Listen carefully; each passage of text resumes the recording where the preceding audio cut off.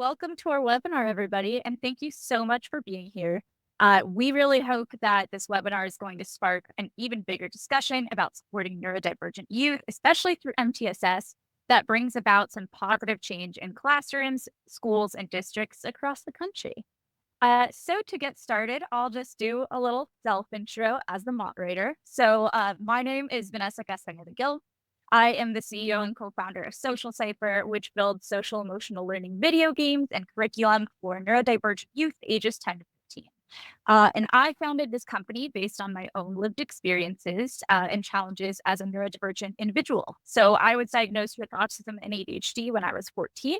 And with my work, I really aim to empower neurodivergent students and the supports and kind of give them the support that I wish I had had on my own academic journey. And then lastly, our team at Social Cipher is really thrilled to bring you this presentation. If you'd like to better support your neurodivergent students from a neurodiverse team with fun, inclusive, and high quality social emotional learning, you can learn more or even try our games at socialcipher.com. All right. Well, now it is time to introduce my wonderful co-presenters.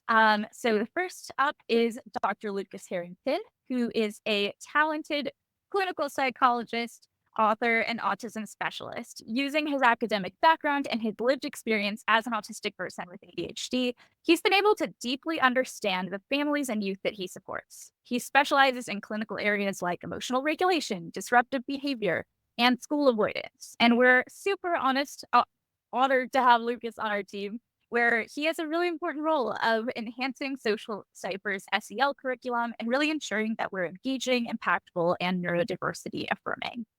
And then we also have the wonderful Dr. Natalie Henderson. Dr. Natalie is very accomplished and a powerful force in the education world. She served in various leadership roles for school districts around the country. It's like a very impressive list, from Indianapolis to Atlanta to Oklahoma City. She's also spent 12 years in the St. Louis public schools as a special education teacher and school administrator. And currently, she's the executive VP, corps member, and alumni leadership for Teach for America. She is also our district partnerships advisor here at Social Cipher, where she helps me out a whole lot, but uses her experience to make sure that our school district users have the support and info they need to implement our product in supporting neurodiverse students. All right. So before we get to these speakers doing what they do best and sharing their knowledge, I have a couple of short polls for y'all. So the first one is just, what is your role in education? We just kind of want to see who's here. And yeah, let's bring that up. And I'll just leave this up for 30 seconds to a minute. Ooh, okay. Getting lots of teachers and service providers. It's a really interesting array of folks. It looks like we have people from kind of all over in terms of roles. Well, awesome. Let us get to our next sort of thing. So before we get into speaking more deeply about the intersection of neurodivergence and MTSS strategies, I would love for you, Dr. Natalie, to be able to define the MTSS tiers for us. Can you do that? Sure. Thanks, Vanessa. So yeah, as we think about level setting, again, range of folks on the call on the differences between the MTSS tiers in academics, social emotional learning, and behavior. So remember, MTSS is a framework, not a rigid program, and the tiers represent increasing levels of support. The specifics will vary based on your school's context and chosen interventions. Key considerations across all the tiers: data-driven decision making, collaboration, fidelity of implementation, and progress monitoring. So if we start with tier one, which is on the graphic on the bottom, also known as the universal tier, it's about foundational support provided to all students. In academics, this is about high quality, research-based core instruction. It's about effective teaching strategies and differentiated instruction in the general ed classroom. With SEL, it's about proactive and preventative practices. So creating a positive and school supported climate and teaching social emotional skills for all students. This might include school-wide initiatives like classroom meetings focused on social skills or teaching strategies that promote emotional regulation and empathy. And then we think about behavior. This is about establishing clear school-wide expectations teaching positive behavior, and creating a consistent system of reinforcement. So think PBIS. Tier 2, the middle tier, aka targeted, unlike tier 1, tier 2 is for students who haven't shown that they're making progress with the things that were happening in tier 1. And the key word here is targeted. Interventions in tier 2 are designed to address specific skill deficits or areas of need. Think we're not throwing like a wide net. We're focusing on the precise areas where students are struggling. And tier 2 is intended to be a bridge back to successful performance in tier 1. The goal is to provide students with the supports they need to catch up and thrive in general ed spaces. The key here is intensity and specificity. All right. So when we think about tier 3, it's like the most intensive level of support within MTSS. These students have significant academic, behavioral, or social emotional challenges that require highly individualized interventions. And so again, if you just think about the differences I shared across all 3 tiers, we'll go a little bit deeper later about each of those tiers with when you think about academic supports, behavioral supports, or social emotional supports. All right. Well, thank you for that background, Natalie. And that is a perfect way to get into our second poll. Now that y'all have background from Dr. Natalie here on the different tiers and their differences, what MTSS tiers do you feel like you want or need more support with? Ooh, all right. There's a lot of all, which is good. We can, we definitely need to be looking at all of these tiers. Oh, wow. Okay. And 2 and 3. All right. As answers are slowing down, I'll probably give maybe the next 10 seconds or so as we get some stuff in. But it looks like all, which is good news because we're doing all of the tiers today. All right. Awesome. Thank y'all for all of those answers. So now we're going to talk to Dr. Lucas here. So now that we know what folks are looking for in terms of support with MTSS, which is all the tiers, I would love for you to bring in how it intersects with neurodivergent students. Can you give us an overview of neurodivergent student behavior and what it means to be neurodiversity affirming? Yeah. So in our last webinar, we talked about some of the common challenging behavior you might see from autistic kids and then the unmet needs behind them. So you might see students where they're constantly late and disorganized, and that's not necessarily a motivation issue. It's not that they don't care. It could be an executive functioning issue. You see a lot of kids where they are behaving disruptively, and it's because they're having sensory pain, because lights or sound that don't seem significant to other people might actually be physically agonizing for some of these kids. If they're procrastinating, they might want to start, but they're intimidated by a big project and they don't know where to start. You get the kids where they really have a hard time coping with an unexpected change in schedule. And so if the program isn't predictable enough, then you might see some explosive behavior. Again, not how they want to be responding, but just they become really overwhelmed. You might have kids where they're distracting other people, they're being noisy, and it's because they're trying to manage their own understimulation. They're feeling numb and just trying to get some input. And the traditional way of looking at children behavior is basically the idea people think that if we don't incentivize kids to act right, then they're just going to be eating hot dogs in their underwear in front of the television all day. And then we see, it is true that some kids don't seem to be showing very much interest in meeting expectations or cooperating or learning and growing. And so then traditionalists look at that kid and they say, see, we told you, we need to apply some pressure. This kid is never going to want to do anything. And after my many years of parent coaching for families with very challenging kids, some of the most challenging, aggressive, school avoidant, all of those things, I look at that and I see a kid who is already using up all of their energy just struggling to meet the current expectations. They have no brain space left to think about taking initiative or what else they might want to be doing. And so even if motivation is part of the issue at this point, those motivation issues didn't come from nowhere. One of the things that I emphasize to people is, let's say that you have a kid where they genuinely don't care about other people. It's very rare for that to happen. There's been myths about autism and empathy. That is not actually part of autism. Autistic people care just as much as anybody else. But even if you had somebody where they really don't care, even if that's the case, life is just easier if you can get your needs met without upsetting other people. And so even if you really only cared about the outcome for yourself, being cooperative would still be the most strategic decision. And so what that tells us is that uncooperative behavior must be because the person is having difficulty in getting their needs met in a more constructive way. They might not have the skills that they need for it, and or the environment might not allow it. Because like most of the world, schools are generally set up according to the needs and the comfort of neurotypical people. And so if you need evidence for the uphill battle that these autistic kids are fighting, take a look at these statistics here. So according to the U.S. Department of Education, uh, only 17% of public school students have a disability that they're receiving some kind of service or accommodation for. But these kids represent 24% of the students who received one or more in-school suspensions, 29% of students who received out-of-school suspensions, 27% of students who referred to law enforcement, 28% of students who were dealing with school-related arrests, 21% of the students who were expelled, and 30% of incarcerated youth. These kids with disabilities are just getting very disproportionately affected by these things.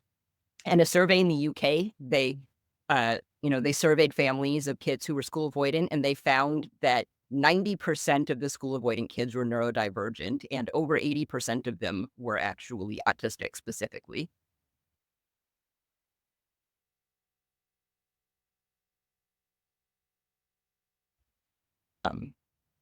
And so school interventions have historically assumed that autistic kids' main problem is not knowing or refusing to fit into the standard school box. And so they think, well, if you get rid of the differences, then you've gotten rid of the problem.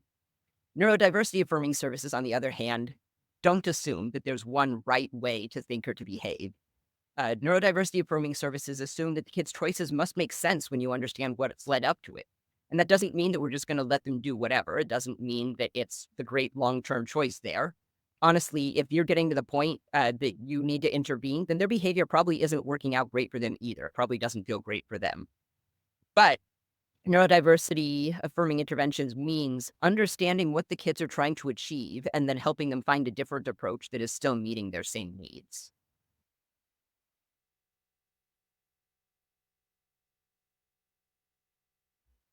And so I'm going to talk a little bit about some of the pitfalls that you might see when you're trying to apply typical MTSS interventions to the autistic community. And I want to specify, when we say typical MTSS interventions, I'm mainly referring to PBIS's reward systems and similar interventions. There are plenty of other popular MTSS supports that can be just great for autistic kids, like mentoring, clearly defined expectations. Those can be really fantastic for them. Basically, the systems that are setting kids up for success are generally good. Systems that let them really struggle and then punish that struggle are not so good. So I'm going to walk you through 3 different ways that these behavior reward systems can really fail to support kids. So number 1, picture a kid who just can't sit still. I am someone where I am to this day pretty hyperactive. I'm on medication. I'm still restless. I'm actually on a balance board right now. And so if you try to make me stay focused without fidgeting or pacing, without something to do, I am just jumping out of my skin. All of my focus is going towards coping with that rather than learning whatever I'm supposed to be learning. So think about this kid who's on a behavior plan where he can earn rewards if he sits appropriately in his seat for 15 minutes at a time. But sitting still is physically painful for him. So eventually this kid cracks and he gets up to move around and he loses his points. So now he's upset about not getting his reward. He's embarrassed. His adrenaline is spiking. So I want you to think about, does all of that adrenaline, does that then make it harder or easier for him to sit in his seat? I think about this one kid that I evaluated, just profoundly hyperactive, one of the most intense hyperactivity that I've ever seen. And one of the things that I really emphasized to the family was that putting this child on a behavior plan to incentivize sitting still would be like putting a child with a physical disability, mobility disability, on a behavior plan to incentivize walking. All right. And then child number 2. So this child is very sensitive to sound. So she's getting out of her seat, but she's getting up to go hide in the coat closet if the class is getting a little noisy. Well, a little noisy by our standards, very, very noisy by her standards. And so, you think about, you put this child on a token economy and she starts staying in her seat to earn her points. And for whatever reason, unlike the first child, this one is able to force herself to ignore her distress in doing this. and she really, really wants to earn her prize. So she's coming to school and she's suffering through it each day. I worked with this kid where they earned candy if they got their work done, and the work that they needed to earn the candy was more than they could really handle without burning themselves out. And so every day, pretty much, they were earning their candy, and then they would come home and they were just the Tasmanian devil at home. And some people call this after-school restraint collapse, where you've got all of these feelings that they were bottling up in school all day, and then they just come pouring out once they're in a safe place and with safe people. And these poor parents are begging the school, like, please, something needs to change. This is not sustainable. And the school is going, oh, don't worry. They're doing great. Did you see how much work they're getting done? And so going back to our imaginary child, where she's powering through her suffering to earn her prize, one day this girl wakes up and she just does not feel like she can push through today. And so she knows if she goes to school, she is not going to be able to stay in her seat like they expect her to. And so she's not going to earn her prize, and the teacher's going to be disappointed in her. And this girl might not even realize why school isn't feeling safe to her. She might even not even realize that she's having anxiety. A lot of times, she tells her mom that she's sick, and she believes that she's really sick because when she thinks about going to school, her stomach is hurting. And this is one of the ways that school phobia can start. And then for the third one, for child number 3, this kid is not hyperactive. He does not have the sensory sensitivities. Sitting still is not miserable for him. He just doesn't see the point of following class rules or doing his work.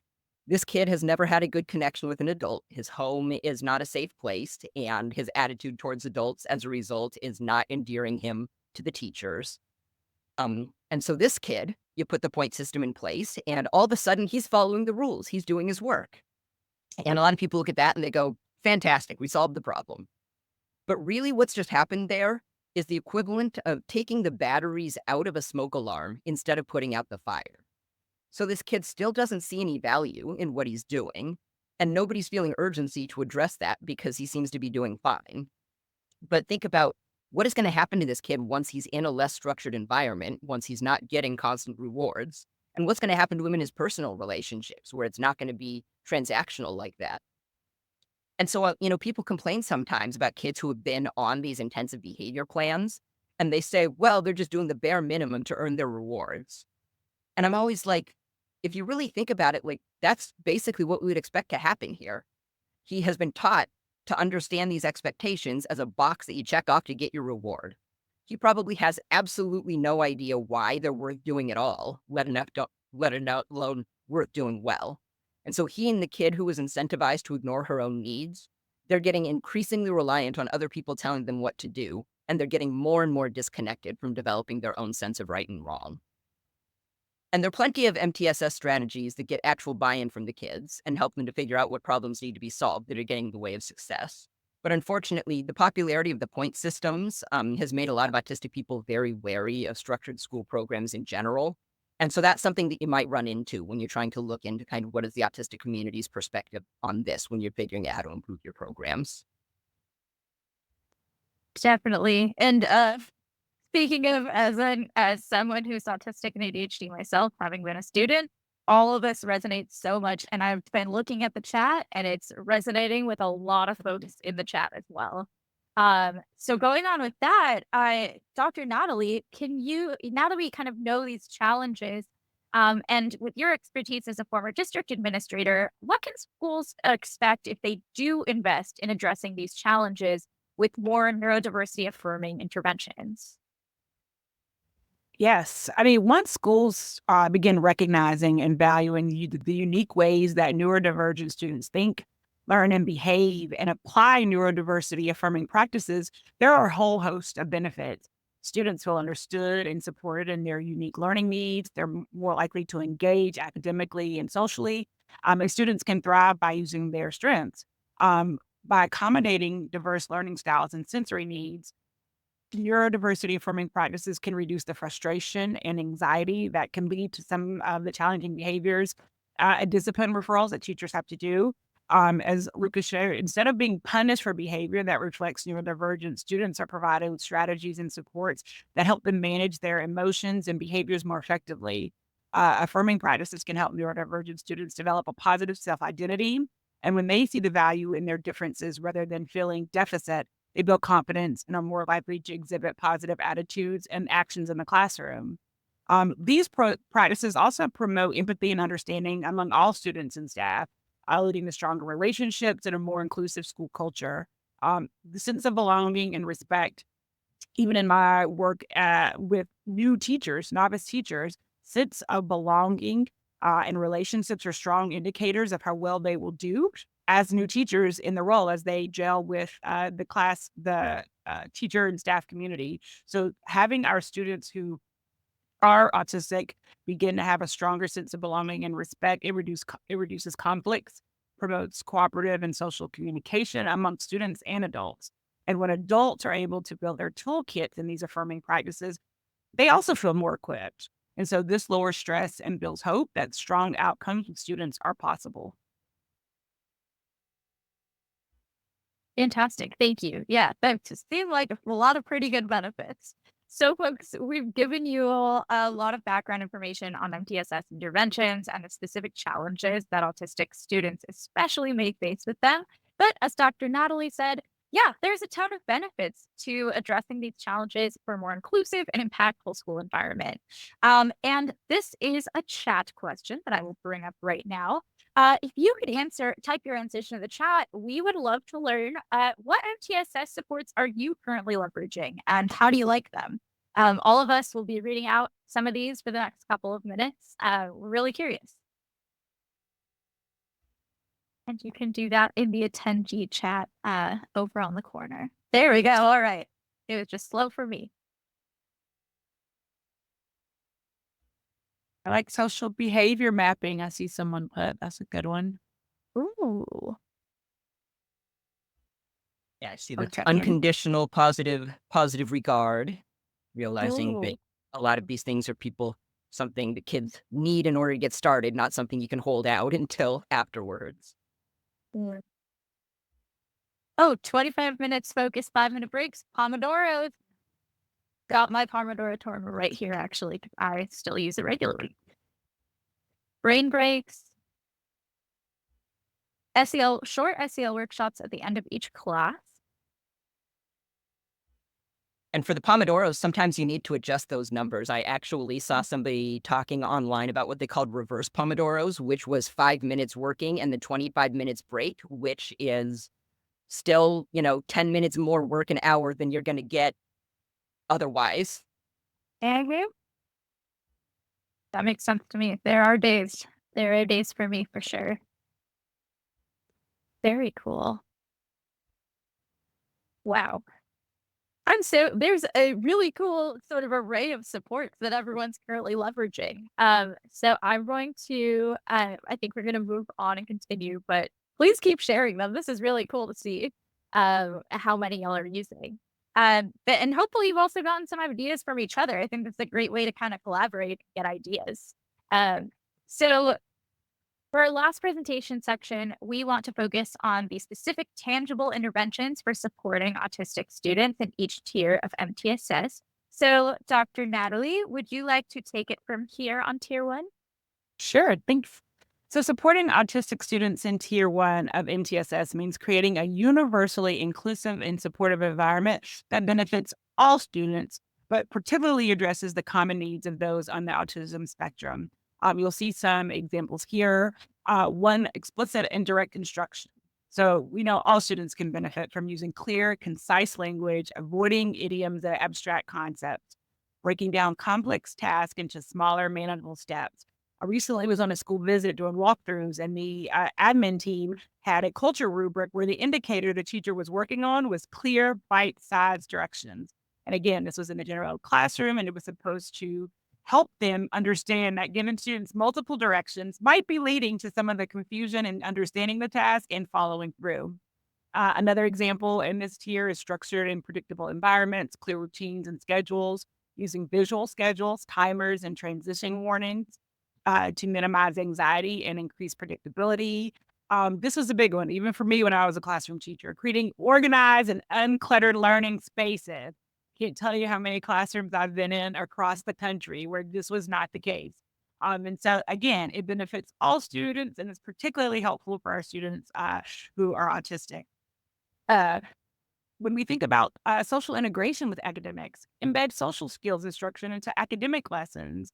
Ava, the online game developed by Social Cipher, can be used as a universal SEL tool. Teachers can use the video game series during advisory or designed in a designated SEL block to build foundation and social emotional competencies. Emotional literacy helps students develop emotional literacy by teaching them how to identify and label their own emotions and the emotions of others. I'm sure you may have seen the emotions wheels. I have it pinned on my laptop and in my Slack channel so that I can use my words when I am describing my feelings when I'm leading a team meeting. Sensory breaks and regulation. Provide access to sensory breaks or quiet spaces where students can regulate their emotions and sensory input. Social Cipher also has a sensory space guide located on our blog to help you create a sensory station in schools. One of the items includes concert earplugs. And my daughter, who is not autistic, last spring started asking if she could take headphones to school to help her focus because she said sometimes it was noisy and distracting when she wanted to focus. And so again, these are supports within Tier 1, universal for all students, but will really help our students who are autistic. I also have the next one, Tier 2. So again, Tier 2 is where we provide those targeted interventions for students who are showing some challenges, but not quite requiring the intensity of Tier 3. So think of it as providing extra focused support to prevent issues from escalating. Oftentimes, Tier 2 involves small group settings. So you'll see lunch bunch, on SEL, you'll see peer mentoring, study skills groups. For autistic students, this can provide a safer, less overwhelming environment to practice skills. And when you're starting to increase the frequency and intensity. So remember, it's not a wide net. There are precise areas where students can need help. And it relies still on evidence-based interventions. We're using strategies that have been proven effective in addressing the specific needs of students. So again, examples on the screen. Peer mentoring. So if you think about pairing students with mentors who can provide support and guidance in the social situation. I know of schools that have peer mentoring where the counselor may pull a group to meet once a week to work on social and problem skills and have students in their grade level also be a part so they can serve as models. Another example is using social stories and comic strip conversations to teach social skills and address the specific social situations. These tools can help students understand specific social cues, perspectives, and expectations. Social Cipher also has space pirate scenarios where students can increase their understanding of social and emotional competencies by applying them in situations that directly relate to their everyday life. It's also set in space, so if students are familiar with the online game, they'll see that connection and maybe even have some even extraordinary ways to handle some of these situations because they are familiar with the game. That is true, and that is kind of a lot of what we do. Lucas, I would love for you to take over for Tier 3. Yeah, Tier 3 is definitely where almost all of my clients end up fitting, if not all. And so this is the intensive individualized intervention. And so that may look like pull-out services for something like therapy or academics. Counselors, occupational therapists, and speech therapists, in addition to AVA being used like with a whole class or with a small group like a lunch bunch or something, they can also be used in one-on-one sessions with kids who might need some extra support in understanding applying the concepts if it's not clicking for them when they play more independently with a full group. Also, to speak to the space pirate scenarios, there are 3 different activities. The stories are the same, but there's 3 different activities that can be used with the stories for different developmental levels, different levels of support need. Sensory support and other accommodations can also fit in Tier 3. And so there are so many ways that you can modify a child's environment and or their schedule to remove unnecessary stressors, which is an important thing to free up their energy for taking on the necessary or the important challenges.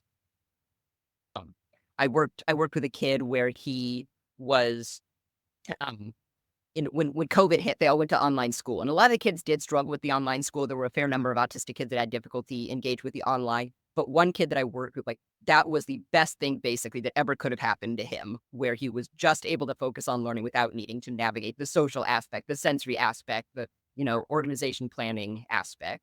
And so the more you can remove like I said, the more you can remove some of those unnecessary stressors, the more they can focus their energy on the necessary and important challenges.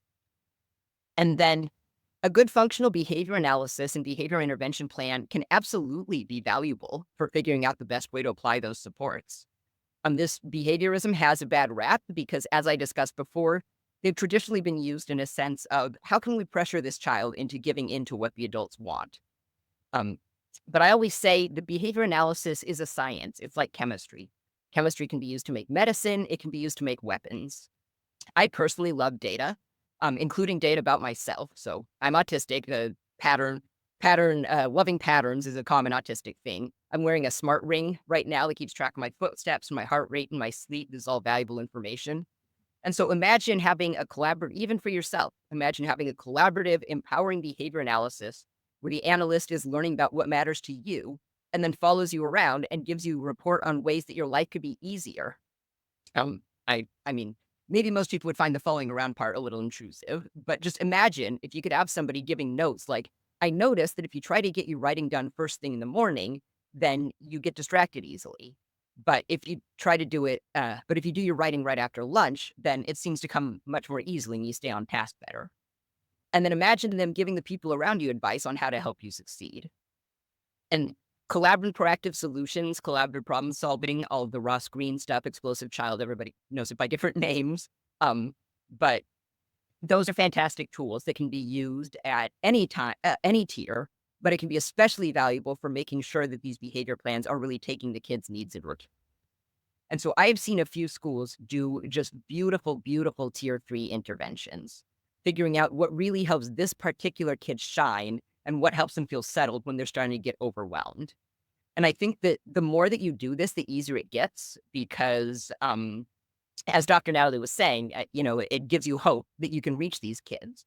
You start to have the experience and the confidence to know that investing this energy up front is going to save you a ton of energy down the line from no longer having to deal with the constant crises. But I know that it is a big investment to get that ball rolling. But it is so worth it if you are able to get over kind of that initial learning curve. Most definitely. Well, thank you both for talking us through all those interventions and all those different very tangible things that can be done.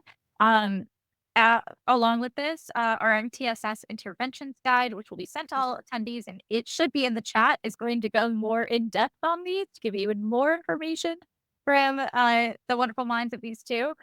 So be looking out for that resource, which will be hitting your inbox after the webinar. And before we get to the Q&A with our wonderful presenters, I have a quick couple of Q&A questions for you all. We're getting back into some polls again.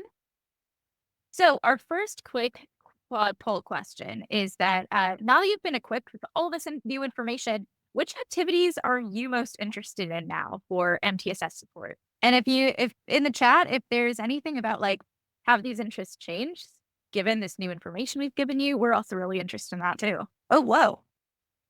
All right. PD group activities. They're very strong.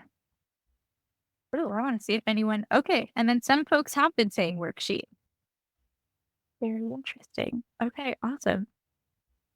Well, cool as that. Thank you so much. Oh, I will say I do think worksheets are actually underappreciated. I think when people think of it, they often think of something that's boring and pushed on the kids and everything. But for me, like I read so many autism books, ADHD books, and everything, both the professional ones and the self-help ones, and the ones where you actually have the spaces to write directly in the book rather than needing to organize yourself has been incredibly valuable for me. That is my favorite.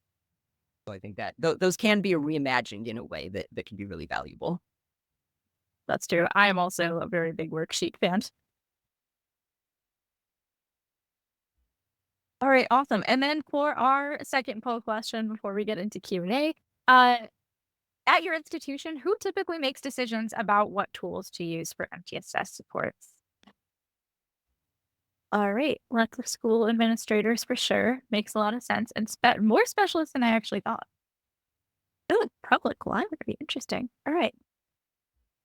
Oh, and some folks have committees that are just made up of teachers, counselors, related service, and an MTSS coordinator. I really like that. It's very cool. All right, I'm gonna close down this poll. All right, and now to answer everyone's questions, of which I've seen there are many, so I'm really excited about that. Um, if you haven't yet, please submit your questions by clicking on the question mark icon. We are really excited to start answering stuff, and I will start to check out these questions here. All right, we've got a good amount of them. Get ready, presenters.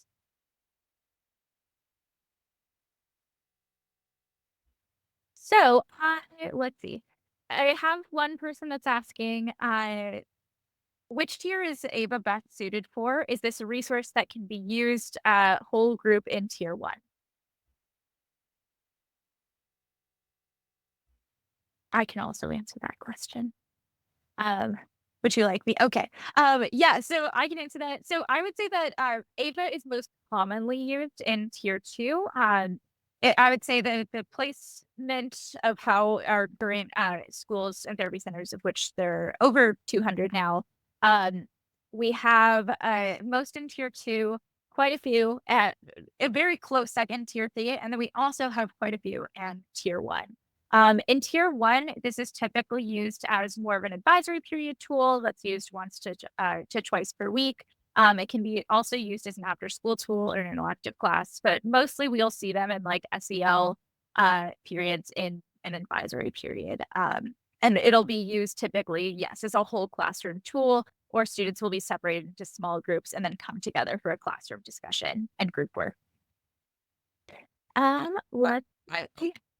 I will add, I already spoke for some of the tier three applications. Speaking to tier one, I think, a lot of times, so SEL tools that are intended for some of the more intensive tiers are often very simplified in a way that people feel like might make them, too boring or too easy for kids who are in tier one.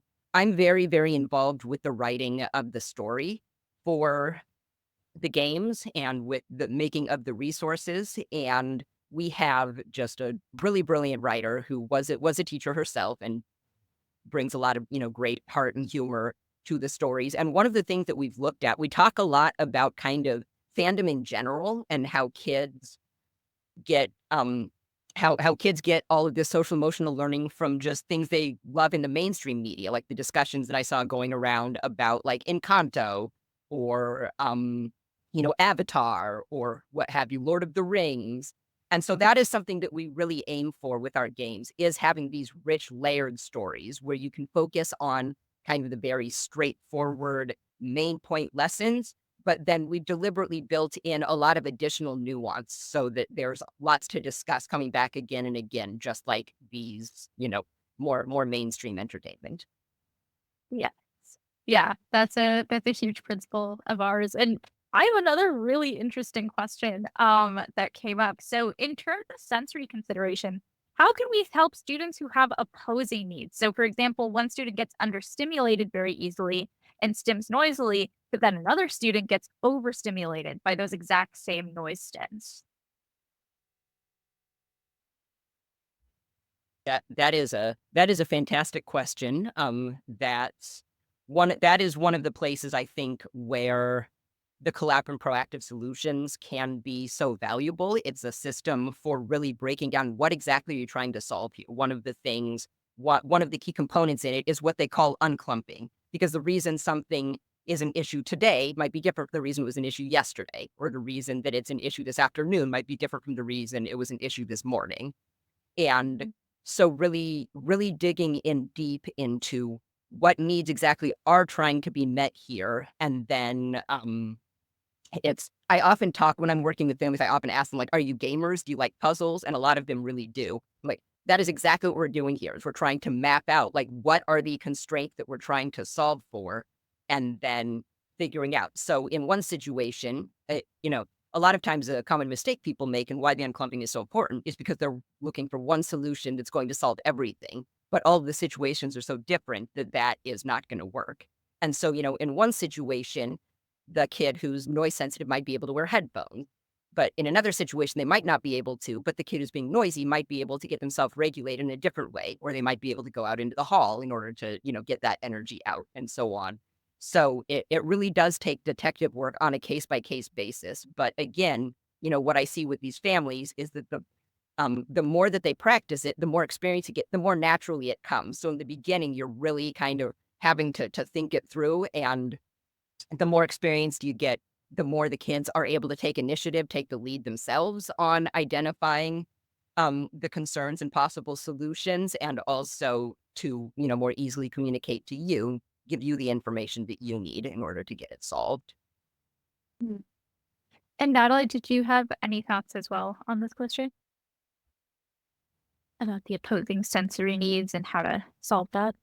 Well, one of the things I was thinking about is, as we talked about in tier one, around building in like the affirming and the understanding for the students about how we all have differences, right? And so what might be one person's way of managing through it is different from another's. And so I think that that will go a long way. And then I affirm everything that Dr. Lucas said in terms of being able to like navigate with the your phones, or create space in the classroom. I know classrooms it can be a very jam-packed space in terms of everything that's in there, but thinking about your space creatively.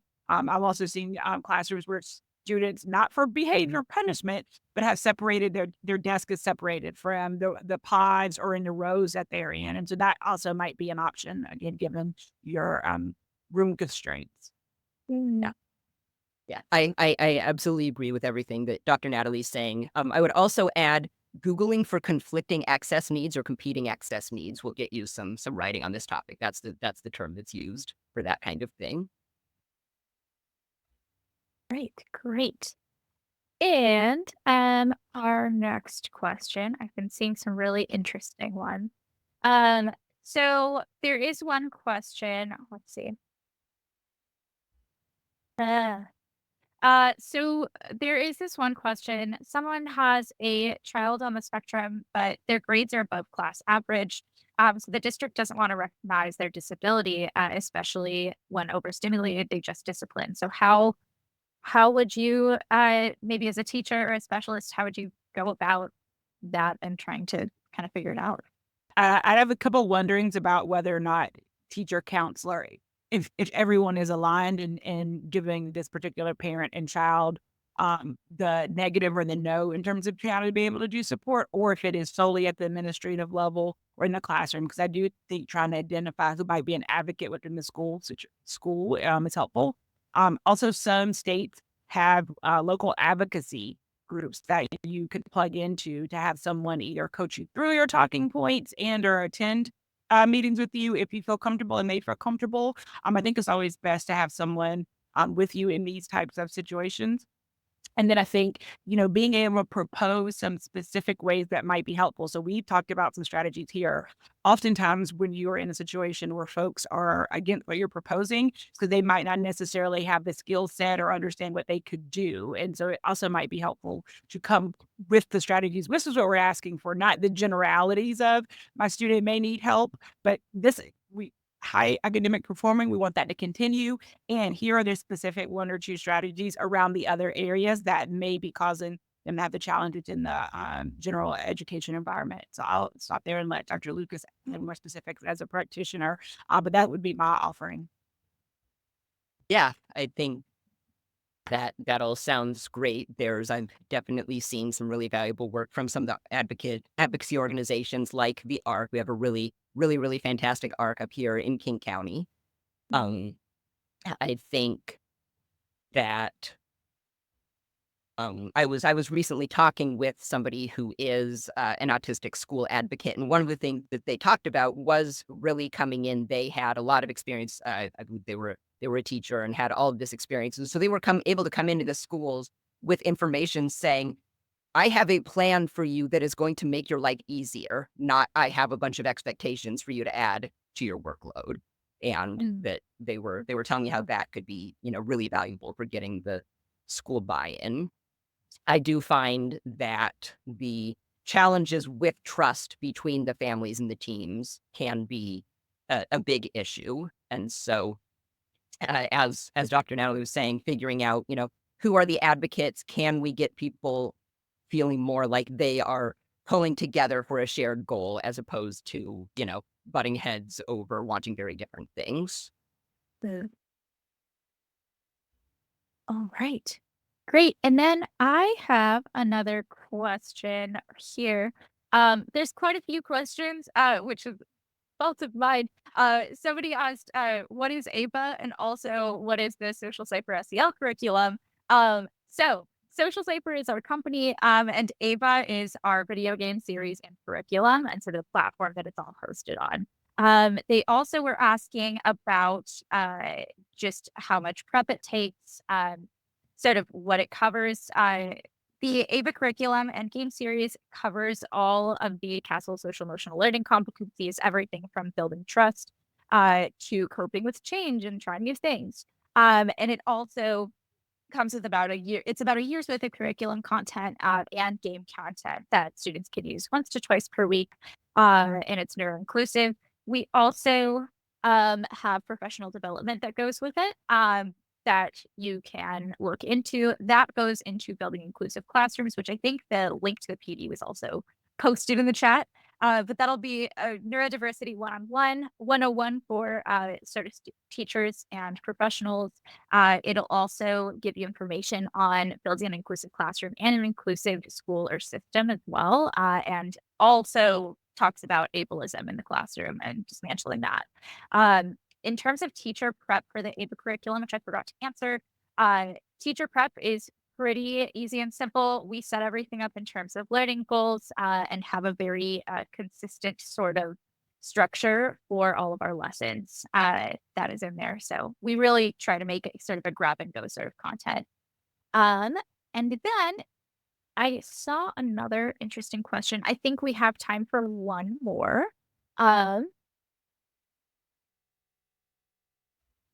Okay. All right. How do we get, so let's say there are multiple students with multiple tiers in a classroom. How do we get all staff in a classroom to support all children at different levels in their tiers? I'll start with this one. That is a very real scenario. Right. So first, I think being clear on who is in what tier, right? Are there any overlapping needs you are addressing? And again, I most of my experience has been in larger urban school districts, and so there are, TAs or different staff members that are within the building that we can leverage for supports. I imagine that might be a different experience if you're in a more rural or suburban or just a smaller district. So I think that's one. The other thing is that the school MTSS team should be able to help direct some of how you can think about scheduling or creating your day. And so I know some schools have, consistent blocks for ELA and math for the whole school. Some allow teachers to kind of have flexibility with their own schedule. And so it also thinks about, I'd also say, once you know who's in which tier and what the support they're getting, what they're getting support in, then look at your daily class schedule to see if there are ways to like flip it around or make some moves there. And then I would say leverage in the MTSS team. And so they should be tracking at the school level where kids are, right? In each individual grade level. There may be opportunities to do something in collaboration with another teacher at your grade level. I know as a principal a long, long time ago, way before I really knew about neurodiverse-affirming practices, we would really leverage our teachers across the same grade level and some of our specialist teachers, right? Particularly for some things that were check in, check out, things that were on SEL behavior, particularly using adults that kids had relationships with outside of the classroom. So one, and again, when you're going to your MTSS team to kind of advocate for what you need in your classroom, how many students are in each tier? What is it, the specific skill that you're working on or the area? And then leverage that MTSS team, I think, to help identify some solutions. But often they're within how the school day is organized for your particular schedule. Awesome. Oh, I do have time for one more small quick question. Someone had a great question. Is tier 3 synonymous with special education?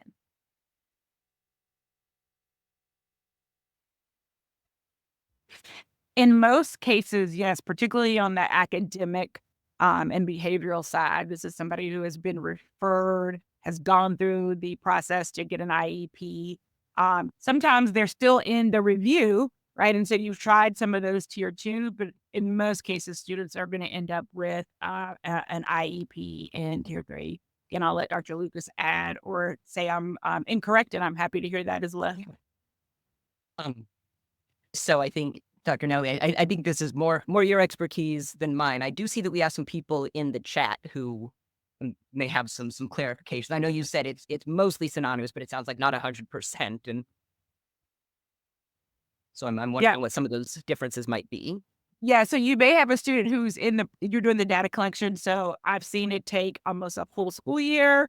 I've seen it take, 6 months. And so however that process is within your school or your district to get a student actually identified, I think is what I'm saying is most of the time they end up with an IEP, but there are times when they're not there. So you've gone through different intensities of support and frequency. And so as you start to get them where they're super individualized, they might not have an IEP yet. And it might find that, oh, well, we're doing this thing, it's working. We don't actually need to go to the full-on route of a diagnosis.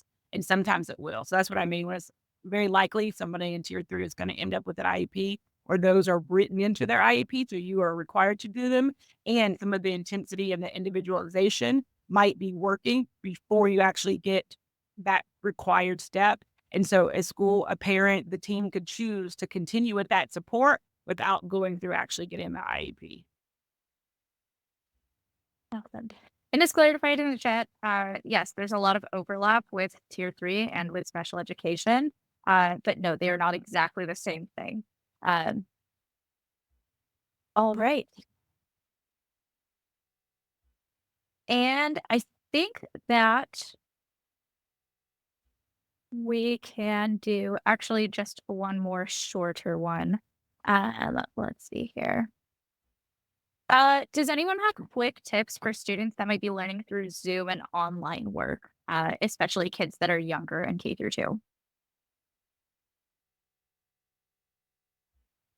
I think this is somewhere that also kind of very careful assessment about what the barriers, if they are having difficulty engaging, what the barriers might be. Some of it may be sensory or conceptual, that they're just not able to process information as well if it's coming in on the screen as if they are encountering it in person and in real time. If it is problems with focus and attention, that's somewhere something that we didn't really talk about in the previous ones, but a common strategy is working special interests into whatever you are trying to teach can really, really help with engagement rather than holding it out as a reward, instead working it in. One of the things I tell people is that, like, for me, the special interest, it is not just a motivation thing. Like, you could offer me incredible amounts of money to meet a goal, and it would probably not improve my performance as much as tying in the interests. I'm smarter when my special interests are attached, not just more motivated.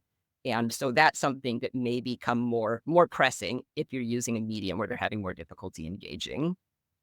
And Vanessa, if I can, I'm reading the chat, and so I believe I clarified on the question about tier three and MTSS that not every student who receives tier three support will end up with an IEP. I don't know when that last comment was posted about clarifying, but I just want to make sure that I'm repeating that in case that person didn't hear it or we were at the same time. Yeah, that makes absolute sense. And yeah, I think thanks for reiterating that. That works out. All right. Well, thank you all for all the questions. And thank you both for your super informed and awesome answers. I think that we can just go ahead with our last couple slides here. There we go.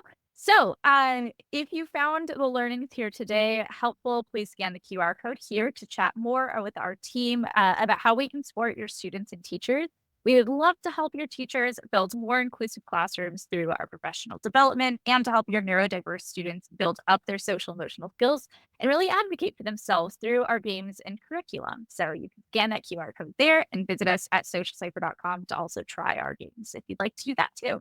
And lastly, I just wanted to say a huge, huge thank you to Dr. Natalie and Dr. Lucas for your time, your incredible expertise, and your just steadfast and ongoing passion for supporting neurodivergent students that I have had the great honor to see.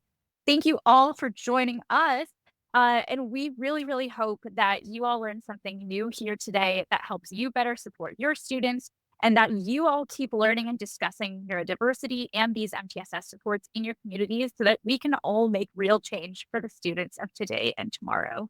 Thank you so much and hope you all have a great day. Take care.